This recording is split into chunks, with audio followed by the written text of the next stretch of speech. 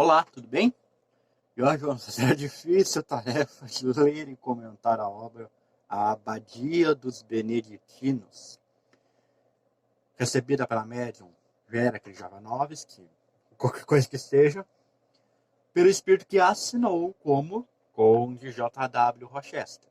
E que tanto pelo jeito que eu estou ensinando, quanto pela capa do vídeo, você já pode deduzir que essa não gostei nem um pouquinho dessa obra e vou elencar aqui vários motivos. E com toda certeza, esta obra aqui é uma obra ditada pelo falso Rochester.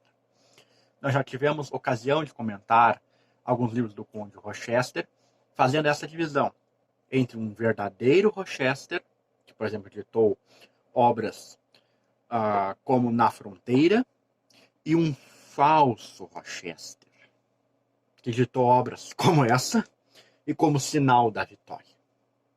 Porque, infelizmente, obras como essa, principalmente essa aqui, estão repletas dos erros doutrinários mais gritantes, grotescos. Sinceramente, eu não sei como a LAC, inclusive, deixou uma obra dessa passar, porque olha essa obra aqui é danadinha. Bom, vamos lá. Primeira coisa. A estrutura desta obra já é ruim. Porque é aquele tipo de obra que tem capítulos muito longos e não tem uma pausa para a gente fazer. Essa obra tem 2 capítulos. Sim, essa obra que tem 311 páginas tem 2 capítulos. O capítulo 1 começa na página 5 e vai até a página 145. O capítulo 2 começa na página 146 e esse tem algumas subdivisões, bem poucas. A primeira é de 2 páginas. Aí depois temos uma outra que vai da página 148 até a 236. E por fim, depois da página 237 até a 305, a última parte, depois um epílogo, da página 306 até a página 311. E quando eu digo capítulos compridos mesmo, são longos, assim, não tem uma pausa, não tem um asterisco, não tem nada assim que possa parar. E aí isso torna-se cansativo. Podia ter uma visão mais didática, mais estruturada, como tem outros livros do Rochester.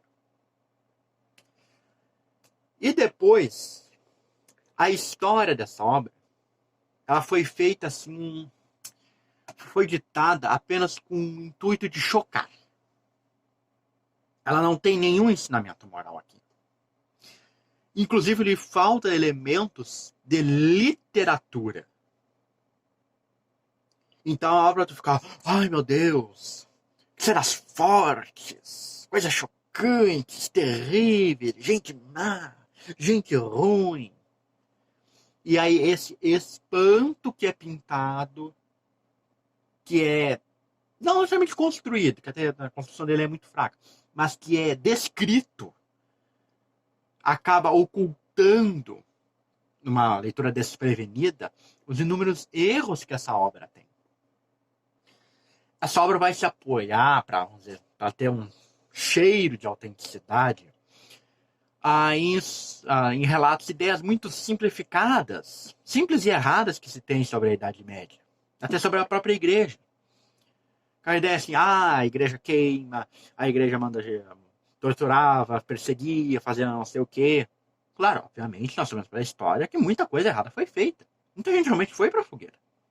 Mas do jeito que está sendo colocado aqui, vai para uma fantasia total. Foge de qualquer verdade, qualquer lógica e de qualquer possibilidade. Bom, mas sobre o que fala essa história? O que é essa tal abadia dos beneditinos? Bom, aí nós temos outros problemas narrativos aqui. Diferente das outras histórias do Rochester, quer do verdadeiro, quer do falso, nesse aqui o falso resolveu fazer uma coisa totalmente diferente. Antes, sempre é o Rochester narrando. Então, por exemplo, lá no Sinal da Vitória, Rochester vai narrar a história lá da Ciamar. Na Feira dos Casamentos, vai narrar aqueles episódios passados lá na Rússia, com Magnus e todo aquele pessoal lá. Você pode clicar aqui no card para ver o vídeo da Feira dos Casamentos, um dos melhores livros escritos por Rochester. O verdadeiro. E estando na fronteira também é a história, é Rochester narrando o que acontecia na fronteira entre a Rússia e aquela região ali que era a Lituânia, dos Livônios. Então é sempre o Rochester narrando o que outras pessoas estão fazendo. Aqui, Rochester começa narrando dele mesmo, que ele procurou as personagens, ou as supostas personagens dessa história, para que elas narrassem para ele. Vamos dizer, as versões, a sua própria versão. O capítulo 1, então, se intitula A Narrativa de Pater Sanctums, que é um dos personagens da obra, e que vai escrever, vai narrar, vamos dizer, a sua versão dos fatos. E aí depois, no capítulo 2, nessas diversas subdivisões, também é uma pessoa contando a sua versão dos fatos. Então vamos tentar começar pela história do Pater Sanctus. A história aqui do Pater Sanctus, dos demais personagens, vai girar principalmente em torno de uma mulher, a Rosalinda, que é uma assim desejada por todos. Bom, o Pater Sanctus ele foi criado num castelo. E ele tinha, agora não lembro se já era irmão, era primo, e esse é um dos problemas dessa obra, tem uma quantidade de personagens tão grande assim, e muitos mudam de nome, que depois de uma hora tu não sabe mais quem é quem. Foi um recurso que aqui o Fausto Rochester abusou, uma personagem se fazendo passar por outra.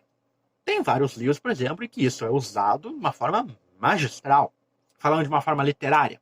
Por exemplo, o livro Uma Dose Mortal, da Agatha Christie, usa esse recurso de uma forma brilhante.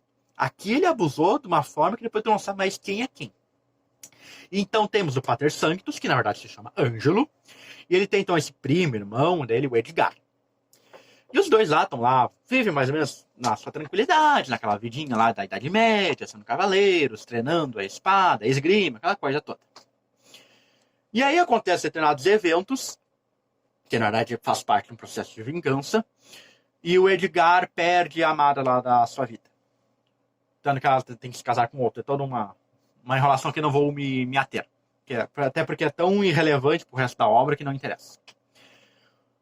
O que acontece é o seguinte, o Edgar passa a ter um ardente desejo de vingança.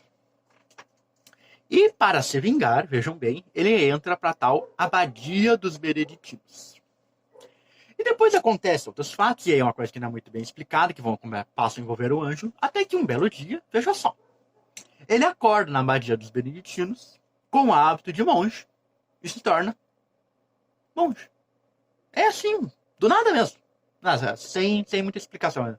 Aquela de rolar da história lá, que ele não tinha lá muito que ver lá, especialmente com a abadia, onde acontece isso e ele aceita. E aí começa então a escrever o que é essa tal abadia dos beneditinos. Bom, exteriormente era uma abadia pertencente à seita ou facção, ou divisão, que os beneditinos são uma ordem religiosa da Igreja Católica. Então era uma abadia desta ordem, externamente. Internamente, lá no subsolo, é que começam as construções. Parece ter muitas vezes copiadas do Edgar Allan Poe. Nas masmorras, nas grutas, nos subterrâneos da abadia, que havia ali vários monges, todos os monges, na verdade, faziam parte, ou quase todos, pelo menos a grande maioria, iam para, em determinadas horas após os serviços religiosos, para esses lugares, para estudar como se vingar. Exato. A pessoa entrava para essa ordem lá dos subterrâneos, lá, tinha que fazer um juramento em nome da honra. Tudo isso era regido pelo prior, comandante da abadia, que depois a gente descobre que não é o prior, é uma outra pessoa se passando pelo prior. A gente vai ver quem. E ali eles estudavam qual a melhor maneira de conseguir a sua vingança. Apoiando uns aos outros, montando planos, mexendo aqui e ali.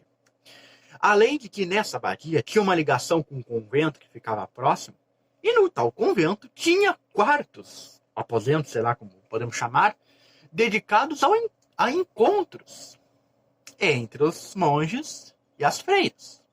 Assim na coisa mais escancarada possível. Então o Ângelo e o Edgar, agora Pater Sanctus e Pater Benedictus, vão tentar conseguir as suas vinganças.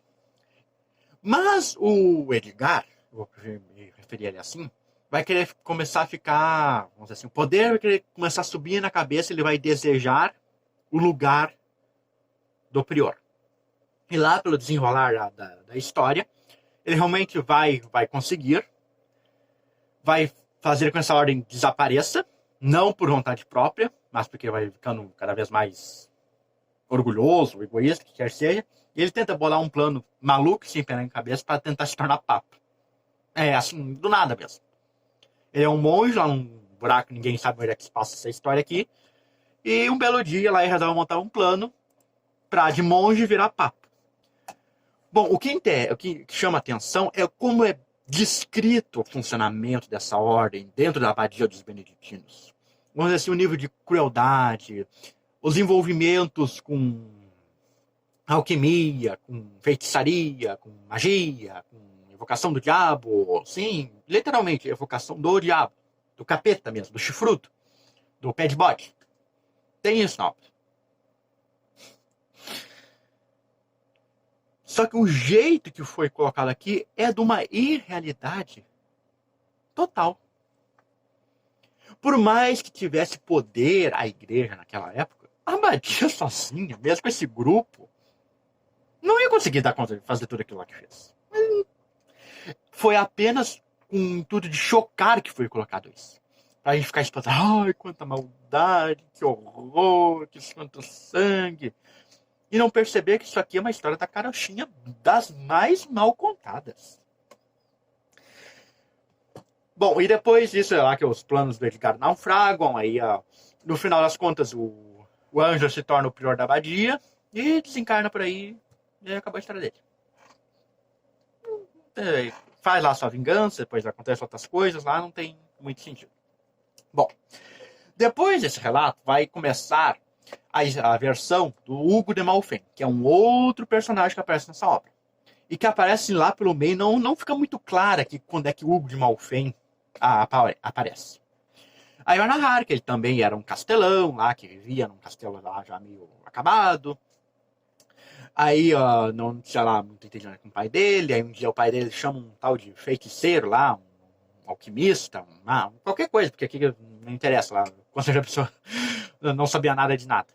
E aí eles descobrem um tal de tesouro no castelo, aí bolam um plano de matar o Hugo, tem o plano de matar o pai dele, e aí depois eles vão lá tentar evocar o diabo, vão tentar beber o sangue das pessoas, e por aí vai, e ele vai vendo ele tenta conquistar a tal da Rosalinda, e no fim o tal do feiticeiro não era um feiticeiro, era uma outra pessoa se passando por feiticeiro, aí eles acham outro feiticeiro, e aí vai e no final, ele, após muitas estripurias, virar pirata, correr atrás de tesouro, e fazer não sei o que, e tem um final meio triste. Essa é a história do Hugo de Malfem. Pronto, contei. E com isso, embora eu pareça que eu tô achando assim, irônico, ou querendo ser debochado ali, mas em linhas resumidas, é isso que é a história dele. Não tem muito mais.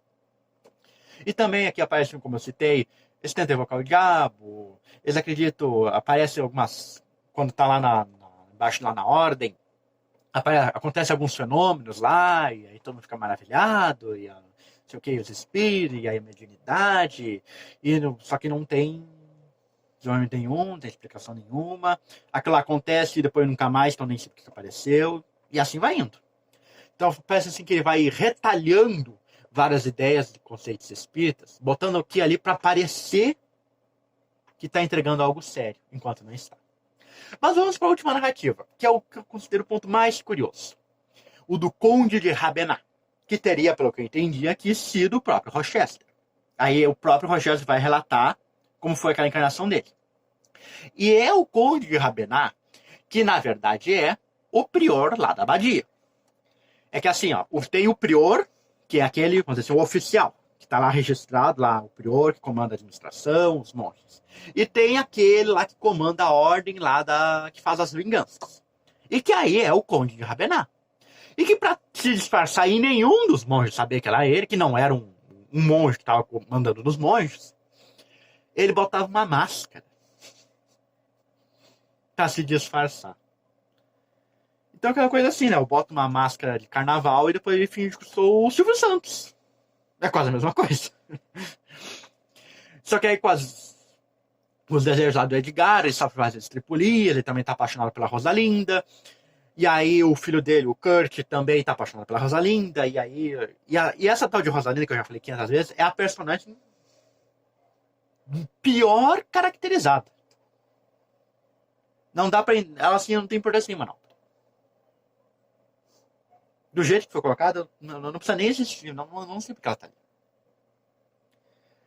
Mas o que eu vou chamar a atenção vai ser para o final da ópera. Então, após todas essas aventuras aí, virar pirata, o outro lá tentar virar papa, sendo monge do dia pra noite, gente bebendo sangue, tentando evocar o diabo, e fazendo vinganças, e planejando não sei o que, um monte de planos mirabolantes, e vai, para aí vai, etc. O Conde de Rabená morre, tá? Não vou relatar aqui as circunstâncias aqui. Sinceramente, como eu não vou recomendar esse livro pra ninguém, eu vou me sentir assim, liberado pra contar o final da história. Bom, o Conde de Rabená morreu. E aí tá lá no mundo espiritual, ele não tem perturbação espiritual, não tem nenhum inimigo pra perturbar ele, tá meio... Tá até muito bom, assim, pra quem fez tudo que fez, tá? Tá até muito bom. Aí vai dizer assim, encontra lá um guia dele, aí tem uma conversinha, e aí vai dizer assim, ó. Minha força de vontade me colocou perante os guias supremos. Supremos. Seres perfeitos e imparcialíssimos, e diante de cuja majestade me prosternei. Então ele falou com esse guia, e aí esse guia levou ele para um outro lugar lá e topou lá com seres perfeitos. Perfeitos, né? Qual é a definição que a gente tem de espírito perfeito? Aquele que se despojou de todas as imperfeições. Jesus, tá? E aqui note, está no plural. Então é espíritos do nível de Jesus, mais de um. Tá? Fique bem claro. Seres perfeitos, espíritos que já atingiram sua evolução, não tem nada, imparcialíssimos lá, conhecedores de tudo, não. Meu Deus. Tá? Que eu também fazendo maldade, então pega com Jesus, olha que maravilha, né? Aí vão perguntar o que ele quer, etc. E ele vai responder assim, ó, até ó, um pouco mais aqui passa um pouquinho mais pra frente, ele vai dizer assim, ó. Nessa encarnação, Kurt, que era o filho do Conde de Rabená, nada fez em benefício próprio, nem de outro. De egoísmo empedernido, a ninguém ama, nem é por alguém amado. Não faculta abrigo ao indigente. Seu dinheiro não enxuga uma lágrima. É um ser inútil, parasitário, que se nutre do suor de seus vassalos. Suor que sua capacidade de brutalidade aumenta em veneno. Pois bem, em troca dessa existência inútil, que peço para ser abreviada, proponho encarnar-me quando os dias determinarem, fazer a vida modesta, de peregrino, e se for permitido encontrar os tesouros, transformar o castelo de Malfém em hospital, cuidando eu mesmo dos enfermos. É dado que o reencontro do tesouro me leve a iludir este compromisso, que se me aplique a mesma pena que ora pleiteio para o meu filho ingrato. Então, olha o que a criatura conseguiu pedir. Primeiro que ele conseguiu ir lá direto para os cristos, para os seres perfeitos, imparciais.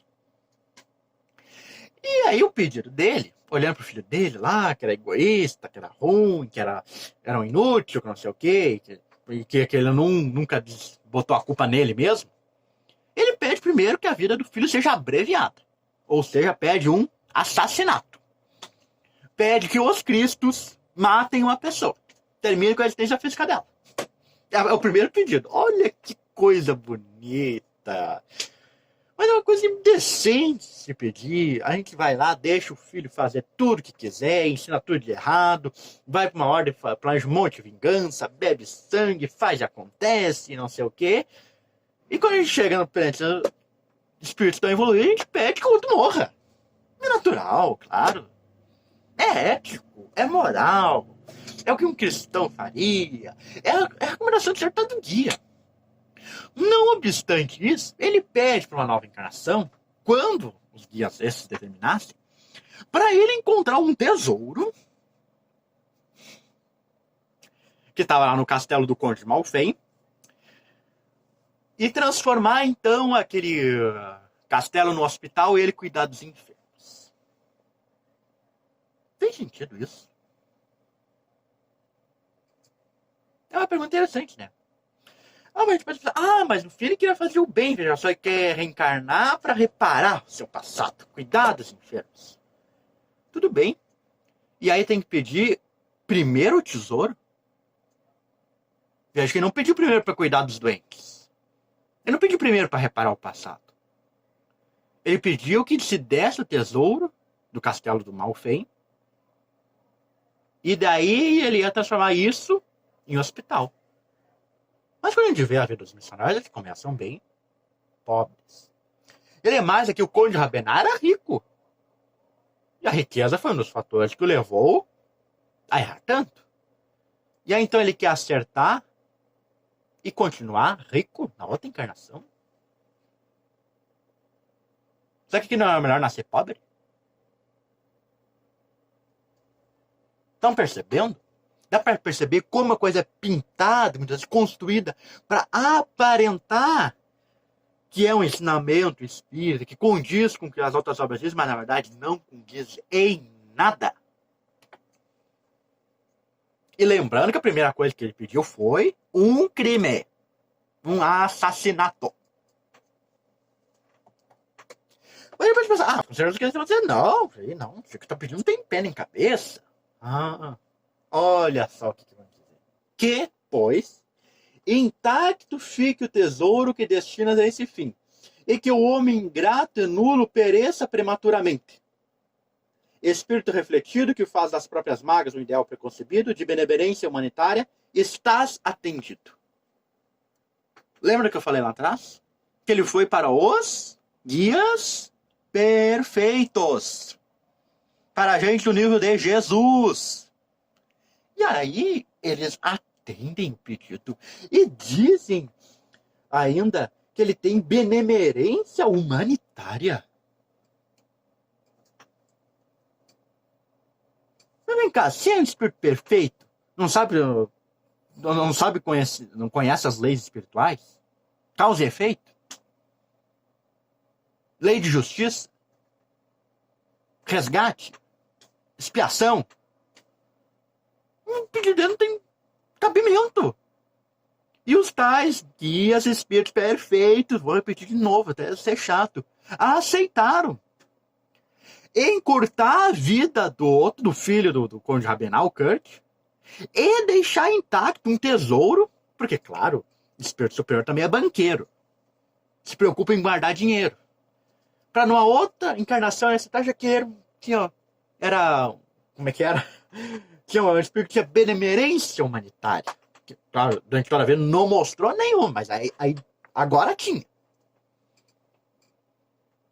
E sendo perfeito, ele não sabia o que ia fazer depois, porque no final das contas, o epílogo, ele conta essa história onde ele reencarna.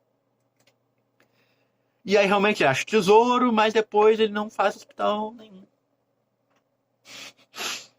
Aí eu pergunto, falhar, claro, tu não falha. Planejar uma coisa, chegar aqui e fazer outra, acontece. Mas agora, os guias, espíritos perfeitos, não saber que ele ia falhar? Permitir que um crime seja cometido? Achando que, na próxima ele acerta. Pelo amor de Deus. Não tem cabimento, é um disparate. E o engraçado é que o assassinato que vai acontecer, sabe como é que vai ser? O coitado Kurt aqui, que não tá sabendo de nada, vai morrer atingido por um raio. Então quer dizer que quando cai um raio, é um espírito, um Cristo, Jesus mandou matar alguém?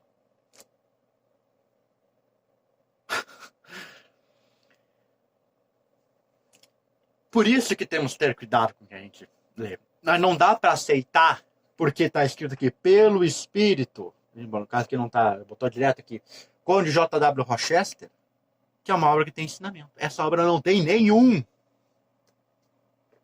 É a obra de um falso Rochester, de um espírito que assinou com esse nome e não é o Rochester.